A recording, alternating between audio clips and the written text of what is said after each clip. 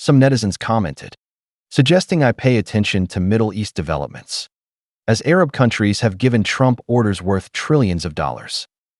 I have known about this for a while. As a YouTube blogger discussing politics, I closely follow major political trends. I did not mention it because I see these as insignificant performances. Since viewers raised the issue, I will spend a few minutes discussing it briefly. First, during Trump's first term, Middle East countries, Japan, and South Korea made many investment promises to the U.S., but few were fulfilled. The situation is similar now, with even more theatrics. Since Trump cannot be re-elected again, any investment promises are just to stroke his ego and can be delayed. Trump loves big numbers, like the Stargate project, his AI plan, which he boasted about months ago. How far has it progressed? I bet he will forget it soon, as SoftBank lacks such funds, and Microsoft's support for OpenAI is not absolute, as it must consider its own strategy.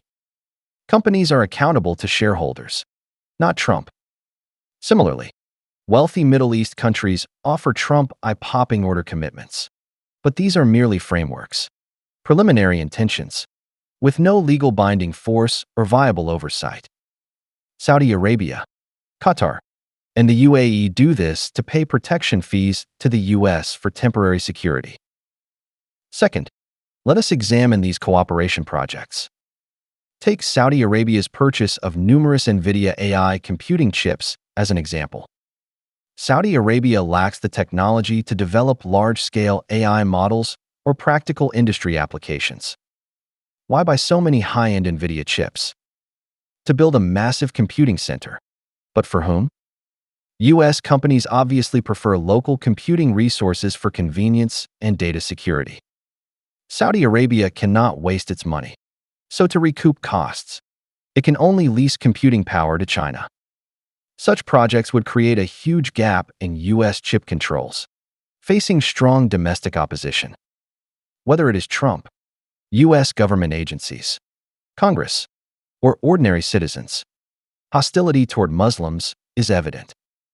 This mutual suspicion, built over years, will not change due to a few investment intention agreements. Third, this matter seriously offends Israel.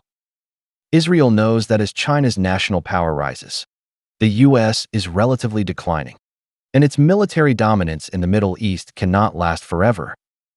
The Trump administration may be Israel's last chance for military expansion.